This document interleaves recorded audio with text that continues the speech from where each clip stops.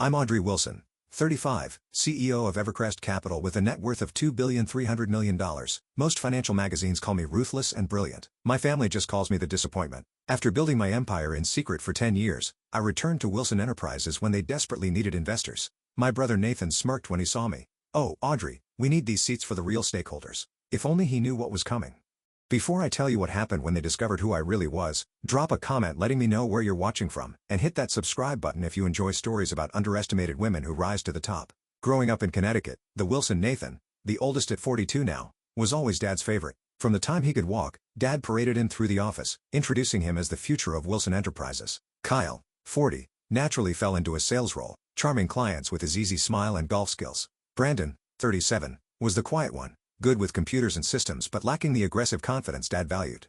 And then there was me. I showed interest in the business from the moment I could read. At 8 years old, I was studying Dad's financial statements at the kitchen table while my friends were watching cartoons. By 12, I was pointing out inefficiencies in their supply chain that no one had noticed. My father would ruffle my hair, call me smart cookie, and promptly ignore my suggestions. "Business isn't really for girls, princess," he told me when I was 14 and had created a detailed analysis of why we should expand into the healthcare sector. That same week, Nathan presented a half-baked idea about sports equipment manufacturing that lost the company $2 million, but Dad called it a learning experience. Despite the obvious favoritism, I persisted. Still, I believed merit would eventually win out. I worked 80-hour weeks at Wilson Enterprises throughout my 20s, transforming our outdated accounting systems, landing our first international clients, and increasing profitability by 43% in my division. Then came the board meeting that changed everything. Dad was turning 65 and announced his succession plan. Despite my accomplishments, despite my education, despite the numbers that clearly showed my divisions outperforming all others, he named Nathan as his successor. "Wilson Enterprises has always been led by a Wilson man," explained afterward, not meeting my eyes. "That's just tradition, Audrey. You'll still have an important role." That important role turned out to be working under Nathan, who promptly reassigned all my major clients to himself and Kyle. The final insult came when he moved me from my executive office to a converted supply closet, explaining that client-facing employees need the window offices. I resigned the next day. No dramatic confrontation, no tearful goodbye. I simply placed my resignation letter on my father's desk before he arrived and walked out. The only person who tried to stop me was Melissa, Nathan's secretary, who had always been kind to me. "They don't deserve you," she whispered as I carried my small box of personal items to my car. "But they'll regret this someday." I didn't look back. Instead, I used my savings and a small inheritance from my mother to start fresh. I reverted to using her maiden name, Hayes, partly to avoid the nepotism accusations that had followed me at business school, but mostly to ensure my success or failure would be entirely my own. Evercrest Capital began in a tiny office with just me and 2 hungry recent graduates who believed in my vision. We specialized in identifying struggling but fundamentally sound manufacturing businesses, providing capital and restructuring expertise to turn them around. Within 5 years, we were managing a portfolio worth over $500 million. By year 8, we crossed the billion-dollar threshold and moved into our sleek headquarters in Manhattan. All the while, I maintained a strict policy. No one in my family was to know about my success. My executive team understood that any mention of Evercrest to the Wilsons would result in immediate termination. I wasn't hiding out of shame. I was building something that couldn't be dismissed as luck or nepotism. I followed Wilson Enterprises from afar through industry publications and financial filings. After a strong start under Nathan's leadership, riding the momentum of initiatives I had started, the company began a steady decline. Bad investments, lost clients, outdated technology, all symptoms of leadership more concerned with appearances than fundamentals. Then 3 weeks ago, I received the news that my father had suffered a heart attack. He survived, but the event had triggered a cascade of problems for the company. Key investors had pulled out upon learning of his health issues and creditors were circling. Wilson Enterprises, the company my father had built over 50 years, was weeks away from bankruptcy. My first instinct was to let it burn. They had made their choice a decade ago, but something, perhaps my mother's voice in my head reminding me that family is family, made me hesitate. I instructed my team to gather intelligence on Wilson's financial situation. What they found was worse than I imagined. My brothers had nearly run the company into the ground through a combination of incompetence and hubris.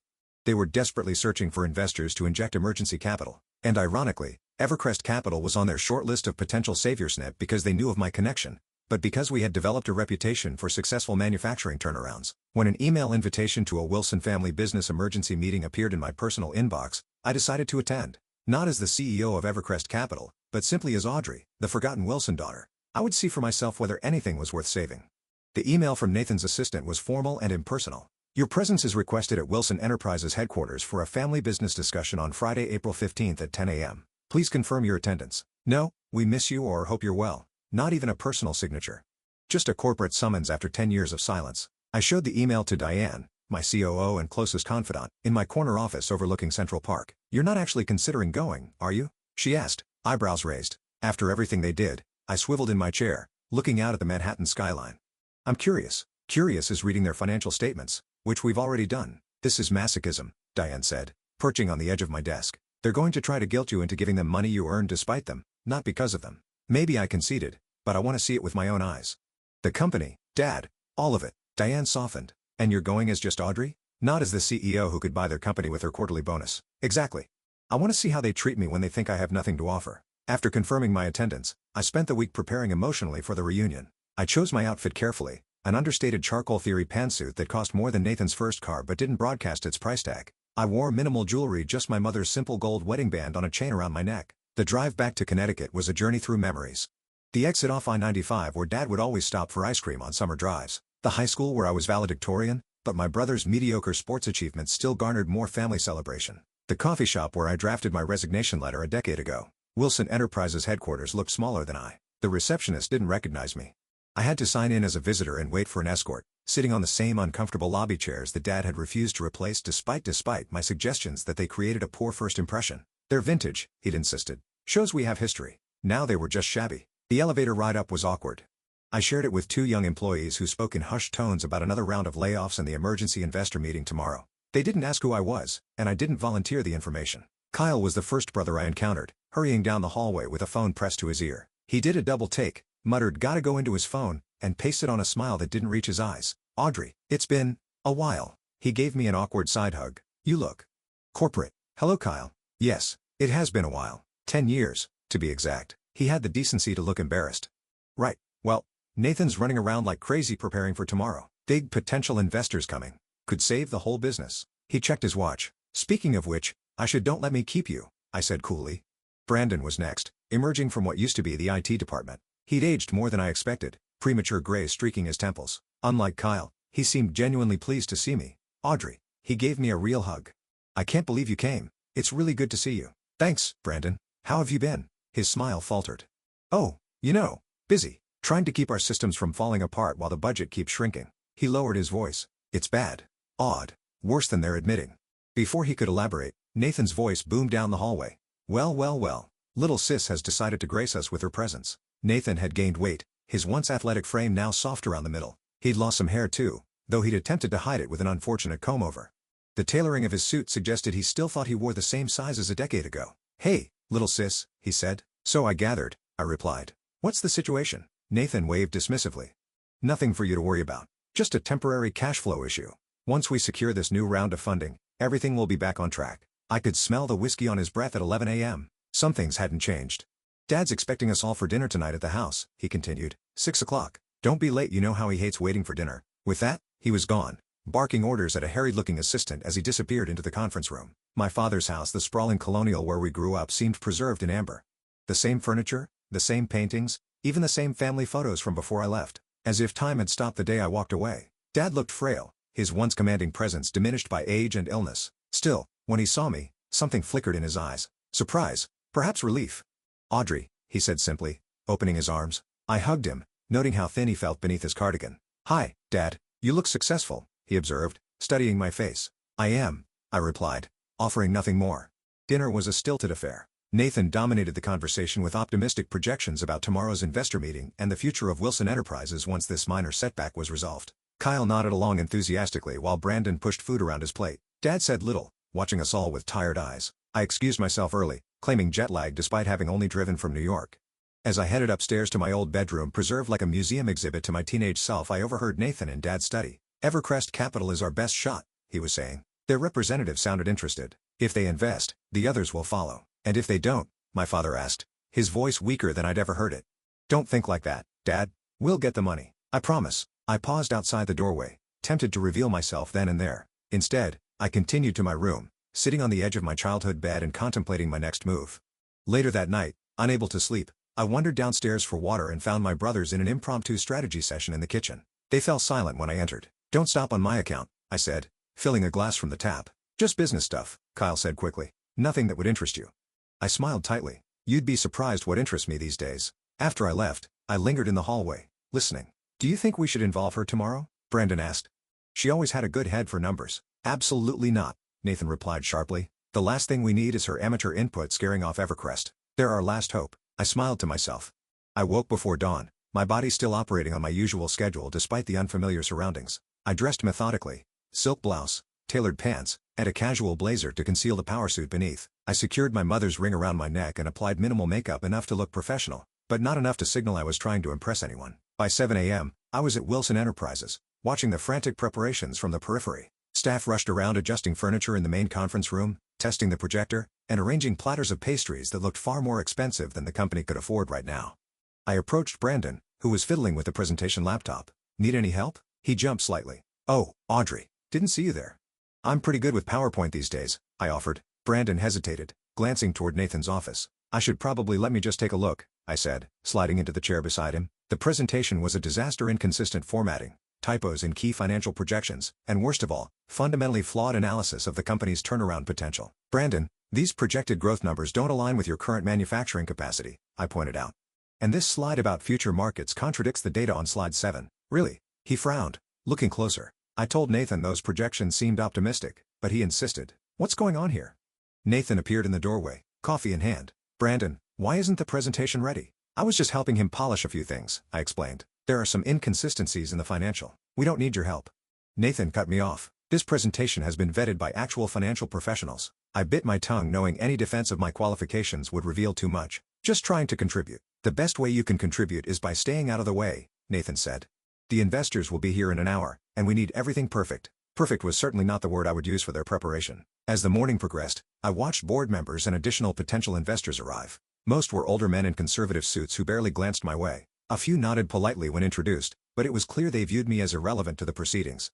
The conference room transformed into a buzzing hub of activity. Name placards were arranged around the massive oak table, all bearing names of people who apparently mattered more than me. At 9:45 a.m., 15 minutes before the scheduled start, Nathan approached me as I reviewed notes near the refreshment table. Oh, Audrey, he said with a dismissive glance. We need these seats for the real stakeholders. Why don't you sit in the storage room? We'll fill you in later. My expression remained neutral despite the familiar sting. The storage room. It's been converted to a small office, he explained impatiently. There's even a chair. Melissa will show you. Kyle, standing nearby, looked uncomfortable but said nothing. Brandon actively avoided eye contact, suddenly fascinated by his tablet screen. Melissa, Nathan's long-suffering secretary, gave me an apologetic look as she led me down a hallway to what was indeed a glorified closet. A metal folding chair sat next to a dusty desk piled with old catalogs and forgotten office supplies. I'm so sorry, Ms. Wilson, she whispered. I tried to tell him this was inappropriate, but it's fine, Melissa, I assured her. Actually, it's perfect. She looked confused but nodded and left me alone in the cramped space. The irony wasn't lost on meth billionaire CEO relegated to a storage closet in the company her father built. The room was a time capsule of Wilson Enterprises history. Boxes of old product catalogs from the 1980s and 1990s, framed newspaper clippings about company milestones, a dusty plaque commemorating Dad's Entrepreneur of the Year award in 1995. In one corner, I found a box labeled Family containing old photographs, my high school graduation where I stood proudly beside my father. The company picnic when I was 16 and had won the Employee Innovation Contest with an inventory management solution that the company still used. My mother, before cancer took her, smiling with her arm around me at my college acceptance. The thin walls allowed me to hear the nervous energy in the conference room. Nathan's voice carried as he rehearsed his opening remarks, sounding less confident with each repetition. I could hear the shuffling of papers and occasional muttered curses as last-minute changes were made to the presentation. Then I discovered something unexpected, a stack of recent financial documents that had apparently been hidden away rather than properly filed. I skimmed through them, my stomach sinking. The situation was far worse than even my team had uncovered. Wilson Enterprises wasn't just struggling, it was on the verge of complete collapse. Unpaid vendors, missed loan payments, tax liens, a perfect storm of financial mismanagement. At 10:15, I heard Melissa's heels clicking rapidly down the hallway. She burst into the main conference room. Sir, she called out breathlessly, Evercrest Capital's representatives are here. They've just pulled up in front. The room fell silent, then erupted. I stood, removing my casual blazer to reveal the impeccable suit beneath. I checked my reflection in my phone camera, securing a stray strand of hair and straightening my posture. Then I texted my waiting executive team, enter in 5 minutes. It was time to emerge from the shadows. I stood in the storage room, listening as Nathan began his introduction to the assembled board members and potential investors. His voice carried that artificial confidence I remembered so well, slightly too loud, slightly too rehearsed. Ladies and gentlemen, thank you for joining us during this exciting time for Wilson Enterprises. While we face some temporary challenges, we're positioned for an unprecedented comeback with the right strategic partners. Through the thin walls, I could hear the rustling of presentation materials being distributed. Kyle chimed in occasionally with enthusiastic affirmations, while Brandon's quieter voice explained technical details when prompted. The board members' questions grew increasingly pointed. "These revenue projections seem extremely optimistic given your current production capabilities," noted one. "Could you explain the discrepancy between these figures and last quarter's actual performance?" asked another. Nathan's answers became more defensive, his explanations more convoluted. The room's energy was shifting. I could feel the potential investor's interest waning with each unconvincing response. Then came the moment that changed everything. The door to the conference room burst open. I heard Melissa's breathless voice. "Sir, Evercrest Capital's CEO is here." Expectant hush fell over the room. I imagined them all turning toward the main entrance, waiting for the arrival of the financial savior they'd pinned their hopes on. I counted to 5, took a deep breath, and opened the storage room door. The silence that greeted my entrance was absolute. 20 faces turned to me in confusion, then shock as understanding slowly dawned. Nathan stood frozen mid-gesture at the head of the table, presentation remote dangling from his hand. "Sorry I'm late," I said calmly, walking to the empty chair at the opposite end of the table. "I was reviewing some interesting financial documents in the storage room where I was asked to wait." Nathan recovered first, his face contorting in confusion. "Audrey, what are you doing?" "We're in the middle of an important meeting waiting for Hayes from Evercrest Capital." I smiled, placing my business card on the table and sliding it toward the center. That would be me, Audrey Hayes. I reverted to mother's maiden name when I started my company. One of the board members, Mr. Fitzgerald, who had been with the company since my father's early days, picked up my card. His eyes widened as he read it. "Audrey Wilson is Audrey Hayes? The Audrey Hayes, CEO of Evercrest Capital?" I nodded, removing my company ID from my pocket and placing it beside the card. "The very same." The room erupted. Kyle's mouth literally hung open. Brandon stared at me with a mixture of shock. And was that admiration? The board members whispered urgently to one another, some looking impressed, others concerned. Nathan's face had drained of color. "This is some kind of joke," he stammered. "You can't be." "I assure you, it's not a joke," I replied evenly. Evercrest Capital manages assets of over $3,200 million. We specialize in manufacturing turnarounds, particularly family businesses facing succession challenges. I paused. "Sound familiar? But you've been what? Working as a secretary somewhere all these years?" Nathan sputtered. "How could you possibly?" "After I left Wilson Enterprises," I interrupted, "I founded Evercrest with my savings and a small inheritance from Mom. We've grown exponentially year over year for the past decade. Forbes featured me last month, actually. The invisible billionaire, they called me, due to my preference for privacy." Nathan attempted to regain control of the room. "Everyone, let's take a short break. Audrey, I need to speak with you privately." "I don't think so," I said, my voice firm. "I'm here as an invited potential investor, and I'd like to continue this meeting." I turned to the board. "If that's acceptable to you." Mr. Fitzgerald nodded, a small smile playing at his lips.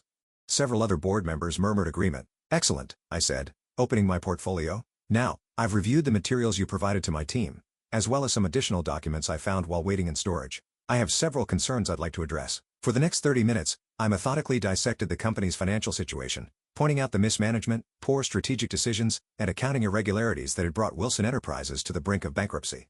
I was professional but unsparing, backing every criticism with specific examples and data. The European expansion 3 years ago consumed 40% of available capital but has yet to generate positive returns, I noted. The Miller account was lost due to repeated quality control failures that weren't addressed despite multiple warnings. And the company has been operating with outdated manufacturing technology, while the executive suite was renovated twice in 5 years. Nathan's face grew increasingly red as I spoke.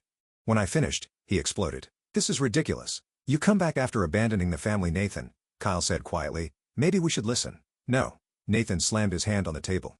"She doesn't know what she's talking about. She's been gone. She's an outsider." "Actually," Brandon interjected, surprising everyone, "everything she's said is accurate. I've been trying to raise these same issues for years." The room fell silent again. Then, from the doorway, came a voice I immediately recognized. "Let her speak, Nathan." My father stood there, looking older and frielier than he had at dinner, but with the commanding presence that had built Wilson Enterprises from nothing. He walked slowly to an empty chair, nodded for me to continue.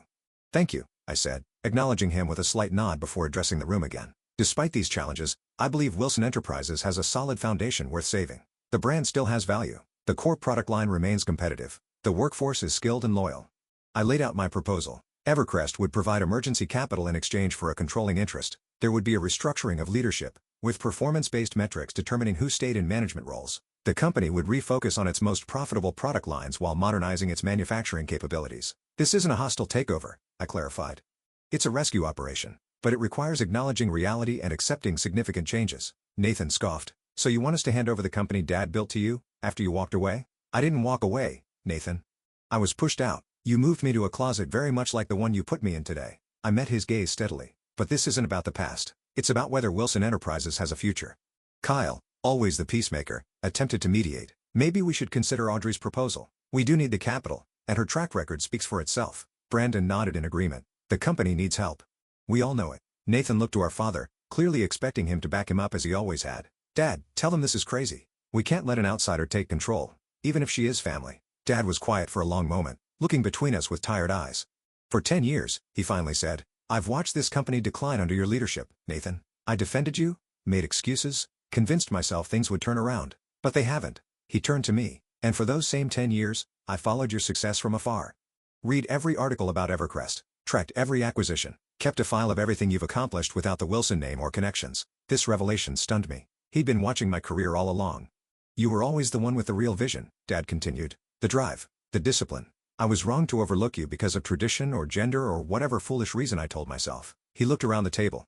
We should listen to Audrey, not because she's family, but because she's earned the right to be heard. The room was silent as the weight of his words settled over everyone. Nathan looked as though he'd been slapped. Kyle appeared relieved.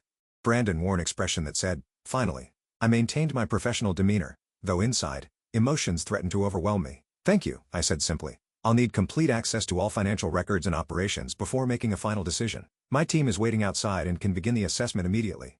I'll require an answer on my terms within 48 hours. I stood, gathering my materials. This meeting is adjourned for now. I suggest everyone take time to consider what's truly best for the company's future. As I walked out, board members and investors parted to let me pass, several nodding respectfully. Nathan remained frozen at the head of the table, his presentation forgotten. Kyle followed me, already trying to establish himself as my ally. Brandon hung back but gave me a small thumbs up when our eyes met. At the door, Melissa waited with a smile. As I passed, she whispered, "That was badass, Ms. Hayes." Indeed it was. The Montclair Hotel's presidential suite had been transformed into Evercrest's temporary command center. When I entered, my executive team Diane, Marcus, and Raj looked up expectantly from their laptops. So Diane asked, searching my face, "How did our little surprise go over?" I kicked off my heels, dropping onto the nearest sofa. "About as well as you'd expect when you're revealed to your estranged family that you're secretly a billionaire who could buy their failing company with pocket change." "That good?" Marcus grinned. Nathan looked like he was having a stroke, I admitted, feeling a mixture of vindication and unexpected guilt. Dad actually defended me. Said he'd been following my career all along. Seriously? Diane raised an eyebrow. The same dad who passed you over for being female. I shrugged, the emotional complexity of the day finally hitting me. People are complicated. Once my team dispersed to begin their preliminary assessment, I allowed myself a moment alone. 10 years of proving myself, of building something from nothing, had culminated in today's revelation. The victory should have felt sweeter than it did. My phone began lighting up with notifications. Nathan had tried calling 3 times. Kyle had sent a rambling, sycophantic text about always believing in me and being excited about our new partnership. Brandon's message was simpler. "I'm sorry.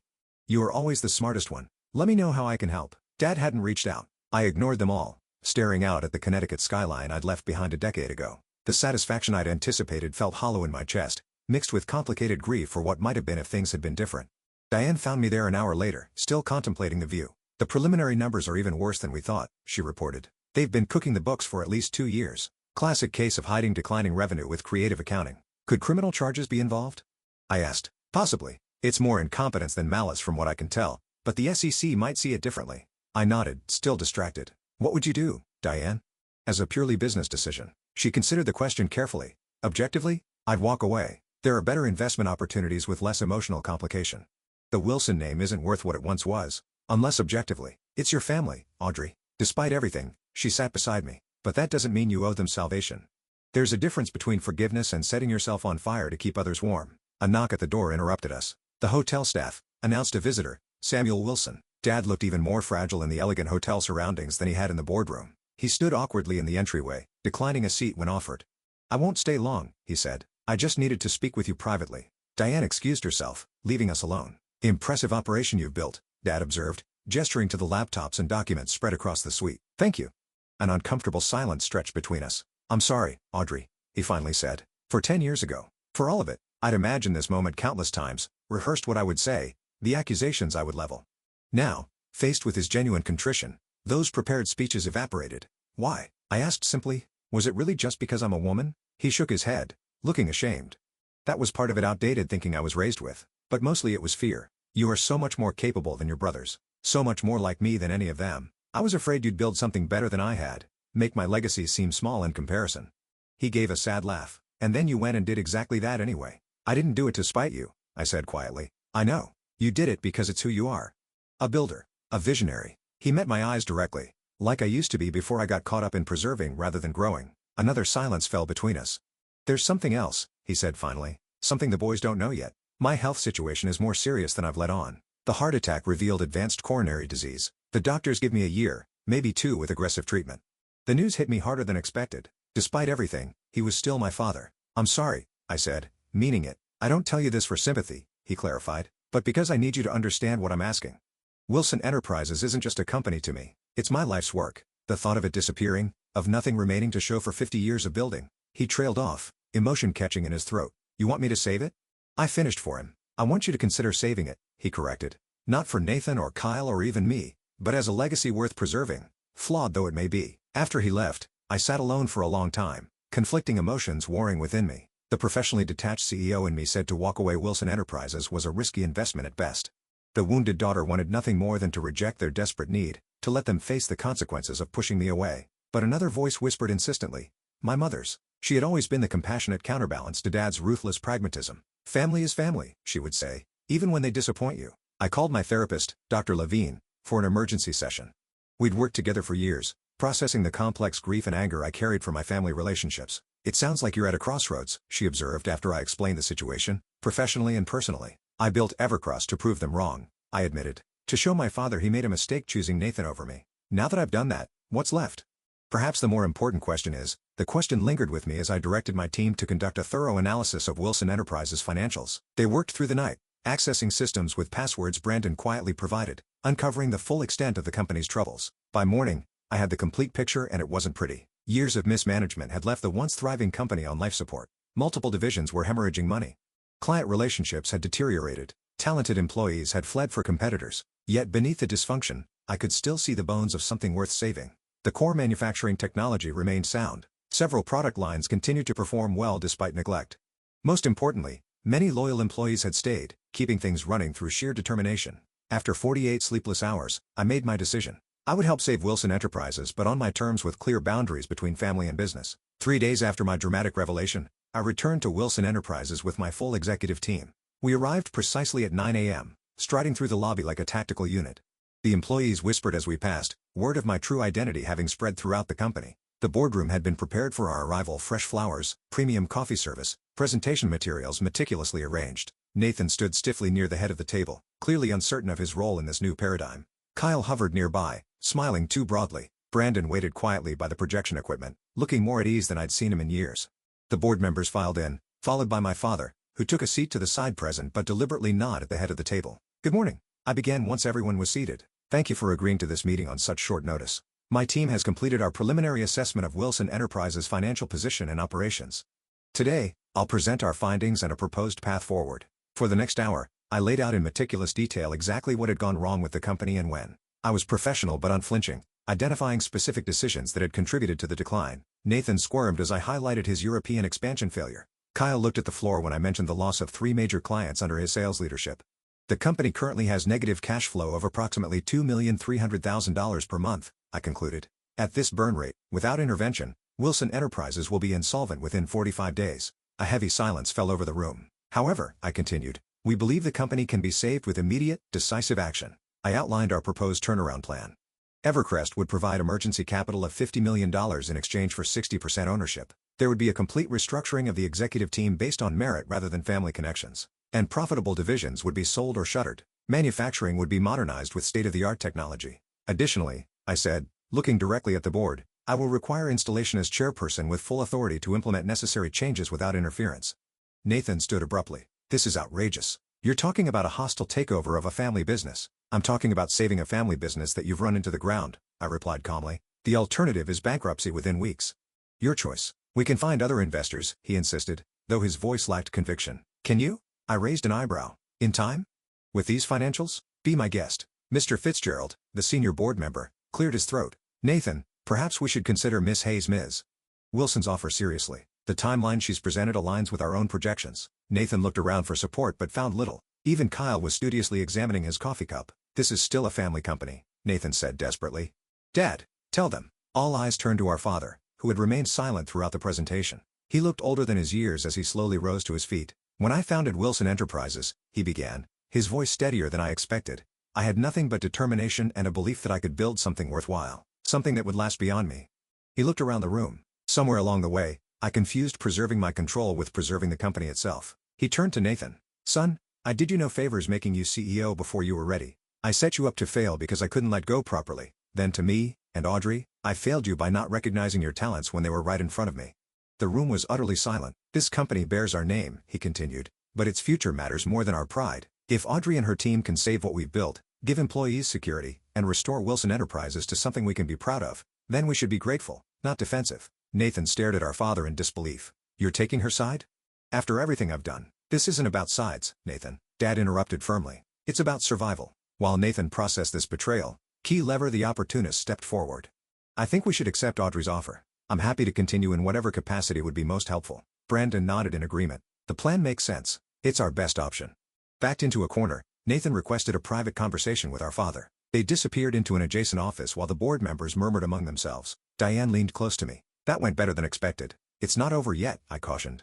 Nathan won't surrender control easily. 20 minutes later, Nathan and Dad returned. Nathan's face was flushed, but his demeanor had changed. After discussing the situation with our father, he announced stiffly, I've decided to accept Evercrest's offer, with one condition. I remain on the executive team in some capacity. I considered this request. Keeping Nathan involved would be complicated, but firing him outright might create unnecessary resistance. You can remain as VP of Client Relations, I decided. Your institutional knowledge of long-term clients will be valuable during the transition. However, I added, this position will have clearly defined performance metrics like every other role in the new structure. Nathan clearly hated the demotion but recognized it was the best offer he would get. He nodded tersely. With that settled, the board voted unanimously to accept Evercrest's investment, and following weeks were intense. My team and I worked 16-hour days implementing the turnaround plan. We conducted a comprehensive audit of every department, identified salvageable operations, and made difficult decisions about what had to go. The first executive meeting under the new structure was predictably tense. Nathan sat silently fuming as I outlined the changes in reporting structure and accountability standards. Kyle adapted quickly, already trying to position himself as my trusted lieutenant. Brandon seemed relieved to finally have his technical expertise valued appropriately. From now on, I announced, advancement will be based on merit, not family connections. Everyone, including myself, will be held to the same performance standards. Implementation wasn't easy. Longtime employees loyal to Nathan resisted the new processes. Some openly questioned my authority despite my official title. Others were simply resistant to change after years of doing things the Wilson way. Nathan himself engaged in subtle sabotage, forgetting to include me on important client communications, undermining my directives when speaking to his direct reports, spreading rumors about Evercrest's intentions to eventually sell off the company. After catching him in a particularly damaging lie to a major client, I called him into my office, formerly his office, which surely added to his resentment. This stops now, I said, sliding evidence of his sabotage across the desk. I understand this transition is difficult for you, but your behavior is harming the very company you claim to care about. You have no idea what it's like, he see that. To watch everything Dad built, everything I was supposed to lead handed over to my little sister who abandoned us. I didn't abandon the company, Nathan. I was pushed out by you. I let that sink in before continuing. But that's the past. Right now, we have 300 employees depending on us to save their jobs. Can you set aside your ego long enough to help them? Something in my appeal seemed to reach him. Not completely, but enough that his active resistance began to diminish. Kyle, predictably, proved to be a weather vane pointing whichever way the wind of power blew. Once he realized my leadership was firmly established, he became enthusiastically supportive. His sales skills were genuinely valuable when properly directed and monitored, and he thrived with clear guidelines and accountability. The real surprise was Brandon. Given actual authority and resources, he flourished. His technical innovation streamlined manufacturing processes, saving millions in operational costs. He assembled a talented IT team that modernized our outdated systems, improving efficiency throughout the company. 6 weeks into the restructuring, we faced a crisis. Our largest remaining client, Henderson Medical Supplies, was threatening to take their business to a competitor. The account represented nearly 20% of our current revenue. Losing it would be devastating. Nathan had cultivated the relationship for years, but they were specifically upset about changes we'd implemented to quality control procedures. I scheduled an emergency meeting with their executive team, bringing Nathan, Kyle, and our production manager. We need this account, Nathan stressed before we entered the meeting. Whatever they want, we should give them. Not if it compromises our new standards, I replied. We'll listen, but we won't promise what we can't deliver. The meeting began tensely. Henderson's CEO complained about our unnecessary bureaucracy and threatened to walk unless we returned to the previous arrangements. When Nathan began immediately capitulating, I intervened. Mr. Henderson, I understand your frustration with the changes. Change is difficult for everyone. But let me explain why these new procedures are actually to your benefit. I proceeded to outline how our enhanced quality controls would reduce defect rates, improve consistency, and ultimately save them money on returns and customer complaints. I shared data from other clients who had already seen improvements and presented a cost analysis showing the long-term benefits. Additionally, I added, as a gesture of good faith, we'll extend a 5% discount for the next quarter while we prove the value of these changes. By the end of the meeting, not only had Henderson agreed to stay, but they were considering increasing their order volume. As we left, Nathan grudgingly admitted, "That was impressive. I've been trying to get them to increase orders for 3 years. Different approaches work in different situations," I replied, not unkindly. "Your relationship with him got us in the door. My data convinced them to stay."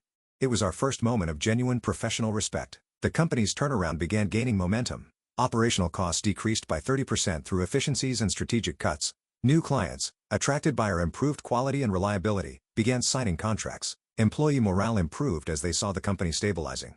My father attended weekly update meetings, sitting quietly at the back of the room. After one particularly positive session, he asked me to join him for dinner at his house. The family home felt different now, less intimidating, more like a place of faded memories. We sat in the dining room where countless tense family meals had taken place. "You've accomplished more in 2 months than Nathan did in 10 years, Dad said without preamble. "I had a stronger foundation to start with," I replied, not wanting to deepen the rift between him and Nathan, "and a more urgent situation that allowed for dramatic changes." He smiled slightly, always diplomatic when it counts. "Your mother was the same way." The mention of Mom created a moment of shared remembrance between us. "I've been thinking about her a lot lately," he admitted, "wondering what she would think of all this, of what I did to you." "She would have been disappointed," I said honestly, "but she also believed in second chances." He nodded, looking down at his barely touched dinner. "That's what I'm hoping for. A second chance to be the father you deserved." The words hung between us. "I'd like that," I said finally, "but it will take time. Trust isn't rebuilt overnight." "I understand." He hesitated, then added, "Would you consider making these dinners a regular thing? Just to talk, no business." It was a small request, yet somehow monumental in its implications. A first step toward healing what had been broken. "I think I can manage that," I agreed. The following week, I instituted a new tradition. Family dinner every Sunday evening. Not mandatory, but open to all Wilsons. The first few were awkward, conversations stilted and carefully avoiding controversial topics. But gradually, something shifted. Nathan brought his wife and teenage sons, who were curious about their badass and they'd barely known. Kyle actually prepared a dish rather than bringing store-bought contributions. Brandon showed up early to help set up. During the third such dinner, Nathan made a self-deprecating joke about his failed European expansion. We all froze, unsure how to respond, until I laughed, genuinely laughed, and the tension broke. Soon everyone was sharing stories of business missteps and lessons learned. For the first time in over a decade, it felt like we might actually become a family again, different from before, with clearer boundaries and expectations, but a family nonetheless. 6 months passed in a blur of strategic decisions, operational changes, and careful rebuilding. What had once seemed impossible was now reality. Wilson Enterprises was not just surviving, but beginning to thrive again. The emergency capital infusion had stabilized our finances. Strategic divestment of unprofitable divisions generated additional cash flow. Most importantly, our renewed focus on quality and innovation had restored client confidence and attracted new business. The most significant development came unexpectedly. During a routine review of potential acquisition targets, my Evercrest team identified surprising synergies between our portfolio companies and Wilson Enterprises' core business. What began as a rescue operation evolved into a strategic merger, with Wilson Enterprises becoming the manufacturing arm of a larger, more diversified operation. The day we announced the formal merger was surreal. I stood at the podium in the company atrium, facing employees from both organizations, my family seated in the front row. "Today marks not an ending, but a new beginning," I told them. "Wilson Enterprises and Evercrest Capital are stronger together than apart, combining century-old manufacturing expertise with cutting-edge financial and operational strategies." I glanced at my father, who nodded slightly, pride evident in his eyes. The company transformation had catalyzed family transformation as well. Nathan had initially struggled with his diminished role but eventually found his niche in client relationship management, where his natural charisma could shine without the burden of operational leadership. He'd never be my closest confidant, but we had reached a professional that seemed impossible months earlier. Kyle thrived in the new structure, his sales talents amplified by proper support systems and accountability. Without the pressure to be something he wasn't, he became more authentic and effective. Our relationship warmed as he stopped competing and started collaborating. Brandon experienced the most dramatic change. Given resources and recognition, he developed into an exceptional technical director. We discovered a natural sibling shorthand, often finishing each other's sentences during planning sessions. The bond we might have formed as children began growing in adulthood. Our father attended board meetings regularly despite his health challenges, offering historical context, without attempting to control outcomes. His doctors reported surprising improvements in his condition, attributing it to reduced stress and a renewed sense of purpose. The weekly family dinners had evolved from awkward obligations to genuine gatherings. Not always harmonious, we're still Wilsons after all, but increasingly comfortable. We were learning to be a family defined by more than business. One evening, I encountered Mr. Fitzgerald, the senior board member who had witnessed my humiliation and subsequent triumph at an industry event. "I always knew Samuel made the wrong choice," he told me, glass of scotch in hand. Even tried to tell him so at the time. "But perhaps it worked out for the best in the end. You built something remarkable on your own terms without the Wilson legacy as a crutch or a burden." "Perhaps," I agreed, though I couldn't help wondering how different things might have been. The most meaningful conversation came on a quiet Sunday afternoon. Dad had asked me to help sort through old company documents in his home office, a task that would have been unimaginable a year earlier. "I found something you should have," he said, handing me a worn leather portfolio. Inside was a business plan from when I was 16, proposing Wilson Enterprises' expansion into medical equipment manufacturing. The very plan he had dismissed as unrealistic despite its meticulous research and projections. "I kept it all these years," he admitted. "Sometimes I would take it out and look at it, especially after you left. The medical division you proposed would have positioned us perfectly for the pandemic boom." He shook his head ruefully. "Just one of many missed opportunities." "We can't change the past," I said, touching the faded pages that represented so much youthful hope and subsequent disappointment. "No," he agreed, "but I want you to know that I always saw your potential, Audrey. I was just too afraid of being overshadowed to nurture it properly. That was my failure, not yours." Coming from a man who had rarely admitted failure of any kind, the words carried immense weight. "Thank you for saying that," I replied simply. Later that week, during our executive leadership meeting, we discussed succession planning. Ironically, the very issue that had driven me from the company a decade earlier. "We need to establish clear criteria for future leadership," I explained, "based on merit, skills, and demonstrated capability, not family connections or seniority." Nathan, who might once have taken this as a personal attack, nodded in agreement. "The next generation should earn their positions," he said, glancing at his teenage sons who occasionally interned during school breaks. "No shortcuts or assumptions." "Exactly," I confirmed. "We'll create development tracks for promising employees, family or not, with mentorship, education support, and progressive responsibilities." As the meeting concluded, I found myself reflecting on the journey from storage closet to boardroom. The vindication was sweet, yes, but the healing was the true victory. The ability to lead without anger, to collaborate with my brothers without resentment constantly simmering beneath the surface. I had spent years building Evercrest to prove my worth to a family that had undervalued me. The irony was that true satisfaction came not from proving them wrong, but from creating something that made all our lives better. Success wasn't revenge, it was the freedom to move beyond the need for revenge. That evening, I stood in my office, once my father's, briefly Nathan's, now legitimately my, looking out at the manufacturing floor where workers moved with renewed purpose. The Wilson name still adorned the building, but its meaning had evolved. No longer a patriarchal kingdom, but a modern enterprise where contribution mattered more than connection. So, what's the lesson in all this? That sometimes being underestimated is your greatest advantage. That building yourself outside the shadow of family expectations can forge a strength no inheritance could provide. That healing doesn't require forgetting the past, but it does require releasing its power to define your future. And perhaps most importantly, that the storage room where they seat you might just offer the perfect vantage point to observe exactly what needs changing before you emerge to change it. What about you? Have you ever been underestimated only to prove everyone wrong?